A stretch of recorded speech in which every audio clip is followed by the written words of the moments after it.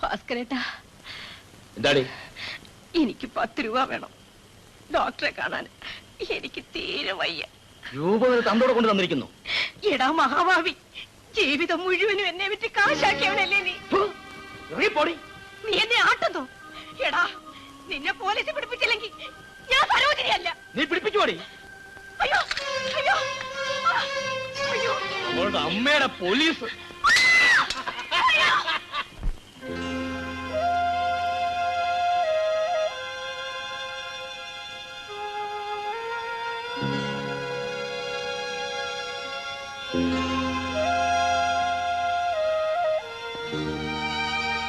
ഡൈഷി, നീ രാത്രി എവിടെ പോകുന്നു?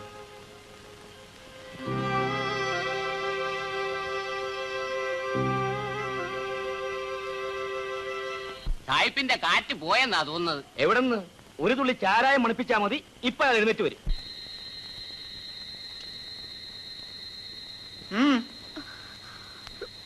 ഡാഡി,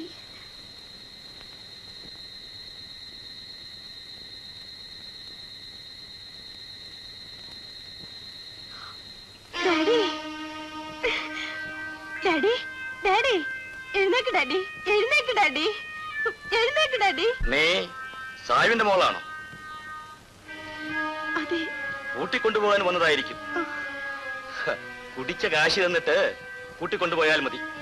എന്റെ കയ്യിൽ കാശില്ല.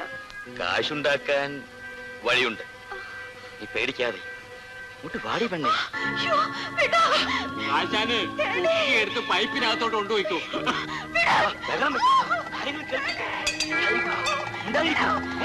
എന്ന് ഞാൻ വിടാനോ?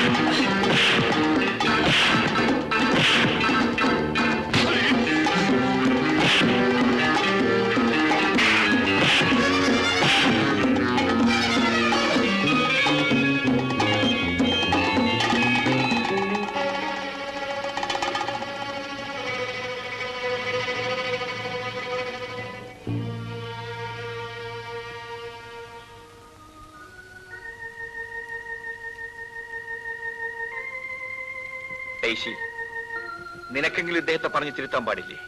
എന്തിന്? ഇങ്ങനെ നശിക്കാതിരിക്കാൻ.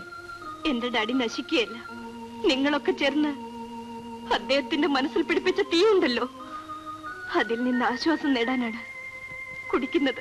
ഡൈസിക്ക് എല്ലാം അറിയാമല്ലോ. ഇല്ല, ഞാനൊന്നും അറിയാൻ കഴിയാത്തവളായിപ്പോയി.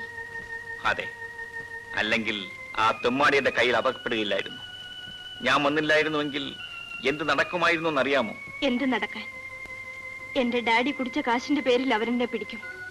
അവരുടെ ആഗ്രഹങ്ങൾക്ക് ഞാൻ വഴങ്ങേണ്ടി വരും. ബാലേട്ട, നല്ലവനായ ഡാനിയൽ തെണ്ടുന്നതിനേക്കാൾ അഭിമാനമല്ലേ അയാളുടെ മകൾ ശരീരം വിൽക്കുന്നത്?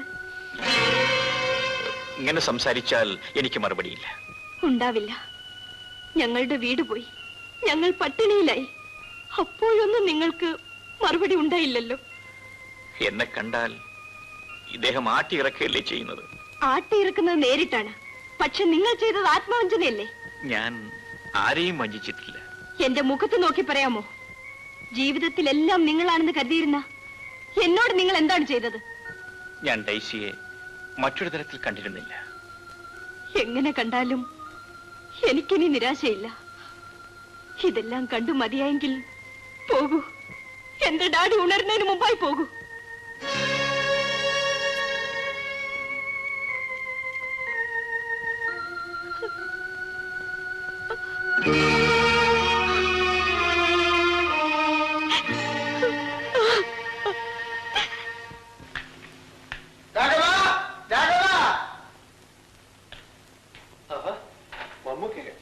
ഡ്യൂട്ടിക്ക് പോയില്ലേ?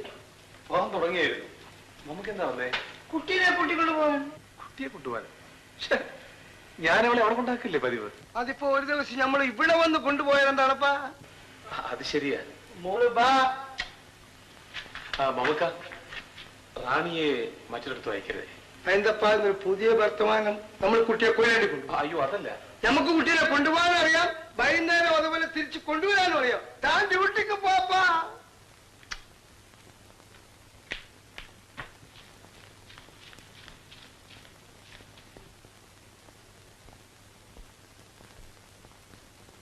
കുട്ടി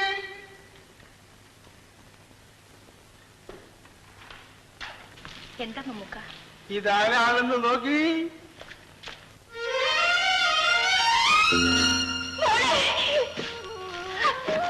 നമ്മുടെ വീട്ടിൽ കൊണ്ടുവരുന്നു എന്ന് പറഞ്ഞാണ് റാണിയെ നമ്മൾ ഇവിടെ കൊണ്ടുവന്നത്. ഒരു പെറ്റ തള്ളയുടെ മനസ്സിന്റെ വിഷമം ഞമ്മക്കറിയാം. പേടിക്കണ്ട, എല്ലാം നമ്മ മനസ്സിലാക്കി. മമ്മൂക്ക, പൊട്ടിക്കാൻ കഴിയാത്തൊരു കുരുക്കിലാണ് ദൈവം എന്നെ കൊണ്ടെത്തിച്ചിരിക്കുന്നത്. അതിന് പരിഹാരം പറയാനെ കൊണ്ട് നമുക്ക് പിടിയില്ല. പക്ഷെങ്കില് രാഘവൻ അറിയാതെ എന്നും നമ്മൾ കുട്ടീനെ ഇവിടെ കൊണ്ടുവരാം. ഓൻ ഡ്യൂട്ടി കഴിഞ്ഞ് വരുന്നതിന് മുമ്പ് കുട്ടീനെ മടക്കി അവിടെ കൊണ്ട് വിടണം. അതൊരു വ്യവസ്ഥ. മമ്മൂക്ക പറയുന്ന പോലെ ഞാൻ ചെയ്തോളാം. എന്ത് വിഷമങ്ങൾ ഉണ്ടായാലും എന്റെ കുഞ്ഞിനെ എന്നും എനിക്ക് കാണണം. അത് നമ്മൾ ഏറ്റെന്ന് പറഞ്ഞില്ലേ? അപ്പൊ നമ്മൾ പറ്റാ. ശരി മമ്മൂക്ക. വൈകുന്നേരം കുട്ടീനെ കൊണ്ടുപോയി നമ്മൾ വരും.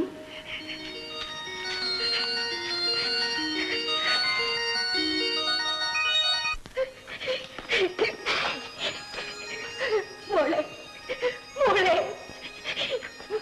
ചേച്ചി എന്തിനാ കരയണേ? ഒന്നുമില്ല മോളെ, ഒന്നുമില്ല. മോളെ, എന്നെ അമ്മയെന്ന് വിളിച്ചേ. അമ്മയോ? എന്റെ അമ്മ മരിച്ചുപോയി. ഇല്ല മോളെ, ഇല്ല. മോളെ, അമ്മയെന്ന് വിളിച്ചേ. അമ്മേ